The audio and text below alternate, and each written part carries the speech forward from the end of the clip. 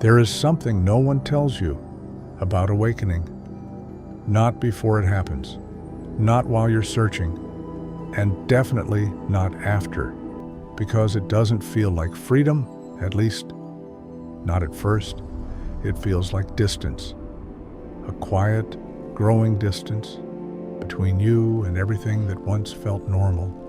The way people talk, the way they react, the things they care about, the conversations that used to make sense start to feel strange, almost scripted, almost automatic.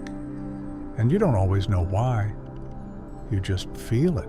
Something shifted, not dramatically, not all at once, but enough that you can't fully return to the way you used to see things. And that's where it begins. Not with clarity, but with separation. You start noticing things you didn't notice before, patterns, reactions, the way people repeat the same thoughts, the same emotions, the same behaviors over and over again. And for a moment, you think this is insight. You think, I'm finally seeing clearly. But what no one prepares you for is what comes with that clarity. Because the moment you begin to see differently, you also begin to feel differently. And one of the first things that appears is silence. Not external silence, internal silence. The kind that shows up in conversations, in social situations, in moments where you used to respond automatically, but now you hesitate, you observe, you see the pattern before you step into it. And suddenly, you don't always feel like participating, not because you think you're better, not because you're trying to disconnect, but because something in you no longer fully aligns with what's happening.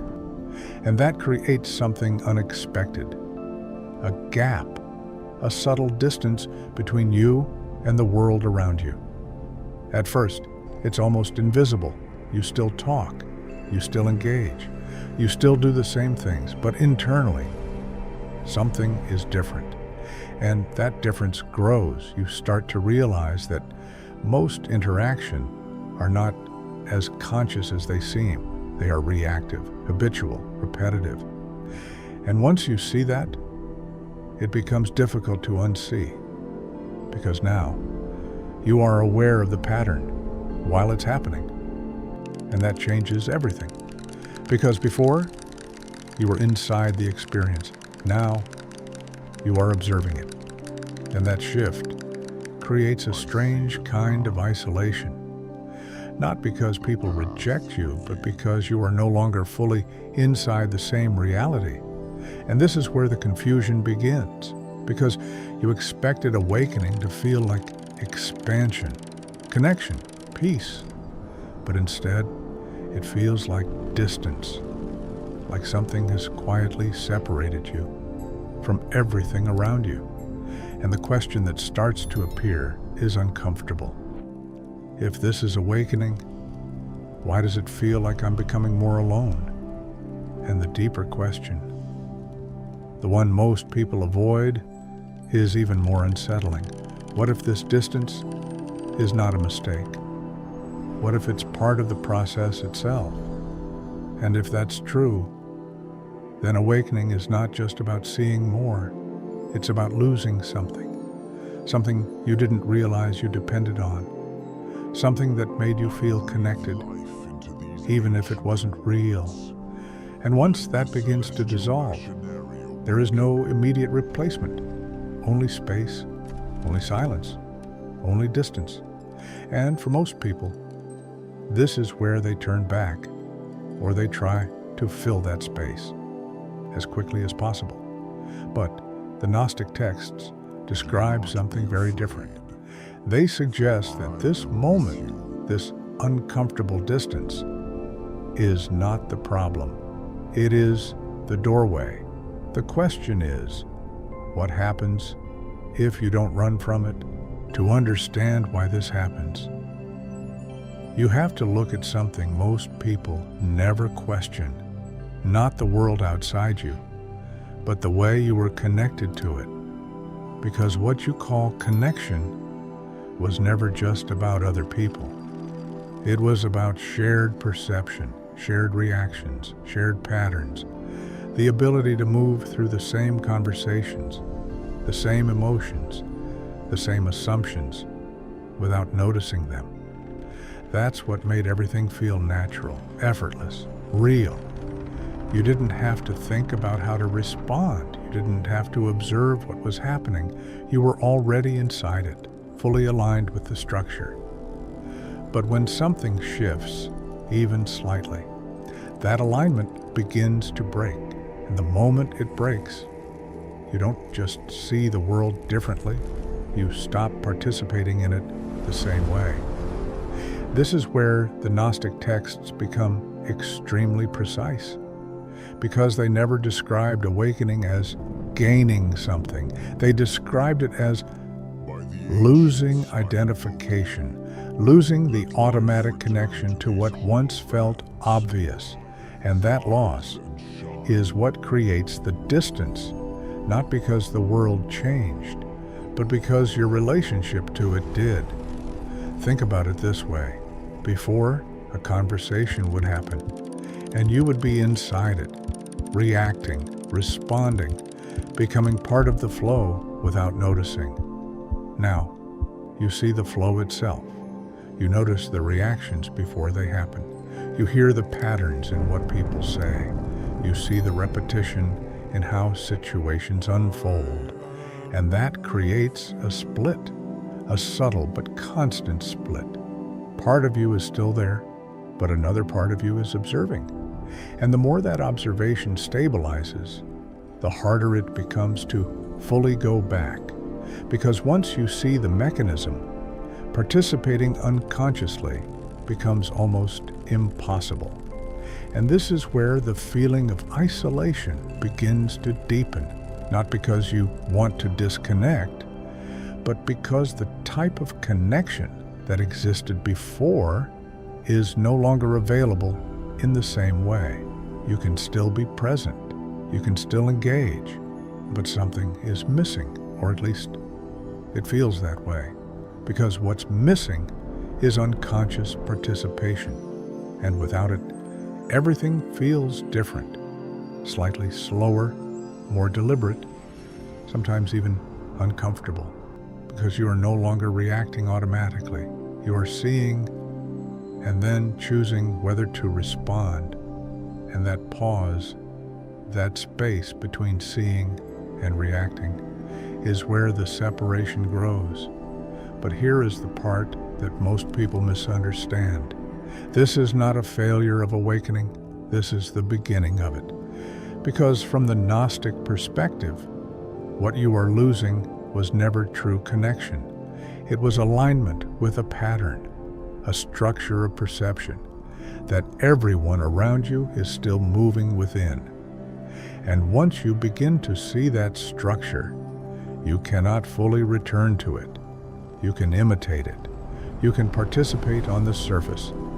But internally, you are no longer inside it. And that creates a strange contradiction, because outwardly, nothing seems to have changed. Your life looks the same. Your environment is the same. The people around you are the same. But your experience of all of it is completely different. And that difference is invisible to others. They don't see what you see. They don't feel the distance you feel. So from their perspective, nothing is wrong, which makes it even harder to explain. Because how do you describe a shift that is not external? How do you explain that the world feels different without anything actually changing? This is why so many people go through this stage in silence. They don't talk about it, not because they don't want to, but because they don't know how. And even if they try, the words never fully capture it, because what changed is not something you can point to. It's something you perceive. And that perception is what separates you, not from people, but from the way people experience reality. And this is where the discomfort intensifies, because the mind starts asking questions. Did I lose something? Am I becoming disconnected? Is this how it's supposed to feel? And beneath all of those questions, there is one that carries the most weight. What if I can't go back?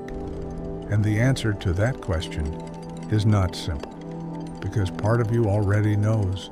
You can't unsee what you've seen. You can't unknow what has become clear. And more importantly, you can't return to unconsciousness on command, which means this distance, this silence, this subtle separation is not temporary in the way you expect.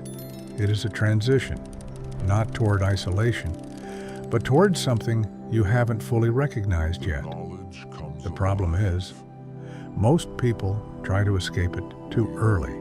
They rush to fill the gap with distractions, with explanations, with new identities, with spiritual labels, anything that makes the experience feel complete again. But in doing so, they interrupt something important, because this space, this uncomfortable distance, is not empty. It only feels that way because you are not used to being in it. And what begins to emerge here is not something you can force. It's something that appears when you stop trying to replace what was lost, which is why the next part of this process is not about understanding more. It's about staying long enough to see what this distance actually reveals. At some point, this distance stops feeling like something abstract. It becomes personal. You start noticing it in the smallest moments, not in big, dramatic situations, but in ordinary life. A conversation, a message, a gathering. Someone is talking, and you're listening, but something feels different. You hear the words, but you also hear what's underneath them, the patterns, the repetition, the automatic responses. And for a brief moment, you see exactly where the conversation is going before it gets there. You see the reaction before it happens. And in that moment, you have a choice, not a dramatic one, a subtle one, to follow the pattern or not. And sometimes you don't. Not because you're trying to resist, not because you're making an effort, but because something in you no longer feels pulled into it. And that's when the silence appears again, that small pause, that space between what usually happens and what you now allow to happen. And that space can feel uncomfortable because you're no longer reacting automatically.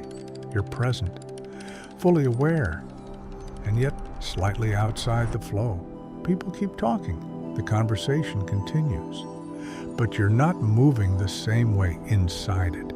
And that creates a strange sensation, like you're there, but not fully inside it anymore. And this doesn't just happen in conversations. It happens everywhere, in decisions, in habits, in things you used to do without thinking. You begin to notice the impulse before you act on it, the emotion before it takes over, the thought before it becomes a reaction. And that changes something fundamental, because now you are not completely identified with what's happening. You are aware of it, and that awareness creates distance. But here is where it becomes difficult, because this distance is not always comfortable. In fact, sometimes it feels like something is missing. The intensity, the immediacy, the sense of being fully immersed. It's as if life has become slightly quieter, less reactive, less urgent. And for the mind, that can feel like a loss, because the mind is used to movement, to stimulation, to constant engagement. So when that begins to fade, it interprets it as emptiness, as disconnection, as something being wrong. But look closely. Is it really emptiness, or is it the absence of noise? Because what used to fill your experience was constant activity, thinking, reacting, interpreting, moving from one state to another without pause, and now there is space between those movements. And in that space, something unfamiliar begins to appear. Not excitement, not answers, not meaning, just presence. Simple, quiet, unforced. And because it's so different, it can feel almost invisible, like nothing is happening. But something is happening. You're no longer being carried automatically by every impulse. You're seeing it. And that changes the relationship entirely. This is why many people at this stage feel misunderstood, because externally they look the same, but internally everything is reorganizing, and there is no language for that, not one that most people around you will understand. So you try to explain it, and it doesn't land. You try to share what you're experiencing, and it sounds abstract, or distant, or even confusing. So eventually, you stop trying, not because you don't want connection, but because the kind of connection you're used to no longer fits, and that's where loneliness begins to take a different form. It's no longer about being physically alone. It's about not being met in the way you used to be, not being mirrored, not being understood at the same level, and that can feel heavy, because as human beings, we are used to resonance, to feeling seen through shared experience. But now, your experience has changed, and not everyone around you has changed with it. So you find yourself in between, not fully inside the old way of being, but not yet stabilized in the new one. And that in-between space is where most people struggle, because it feels uncertain, undefined, like something is incomplete, and the natural reaction is to try to resolve it, to find answers, to reconnect, to go back to what felt familiar, or to build a new identity around what's happening. But this is where the process becomes very precise, because this stage is not meant to be resolved quickly. It's meant to be seen fully, without rushing to escape it, because what feels like loneliness may not be what you think. It may not be the absence of connection. It may be the absence of illusion. And that changes everything, because if what you're experiencing is not a problem, but a transition, then the question is no longer, how do I fix this? The question becomes, what is this space actually showing me that I couldn't see before? At this point, it should be clear that what you're experiencing is not a mistake. It's not something that went wrong, and it's not something you need to fix, because what feels like loneliness is not simply the absence of people. It is the absence of unconscious connection, the kind of connection that existed when you were fully inside the same patterns, the same reactions, the same interpretations, the same invisible structure that made everything feel familiar. And once that structure begins to loosen, that type of connection naturally fades, not because you lost something real, but because you stopped participating in something automatic. And that changes the entire experience. Because now, connection can no longer come from unconscious alignment. It cannot come from shared patterns. It cannot come from reacting in the same way as everyone else. It has to come from something else, something much quieter, much more precise. But before that becomes clear, there is a phase where nothing seems to replace what was lost. And that is where most people get stuck, because the mind interprets that space as emptiness, as isolation, as something missing, and it immediately tries to solve it, to fill it, to escape it. But what if this space was never meant to be filled? What if it was meant to be seen? Because this is where the Gnostic perspective becomes very direct. They did not describe awakening as a path toward more experience. They described it as a process of subtraction, not adding more meaning, not adding more identity, not adding more understanding, but removing what was never stable to begin with. And when that removal begins, there is a period where everything feels undefined, because the old reference points are gone, and the new ones have not fully emerged. And in that in-between, the mind becomes restless. It wants direction. It wants certainty. It wants something to hold on to. But this is the point where something subtle becomes visible.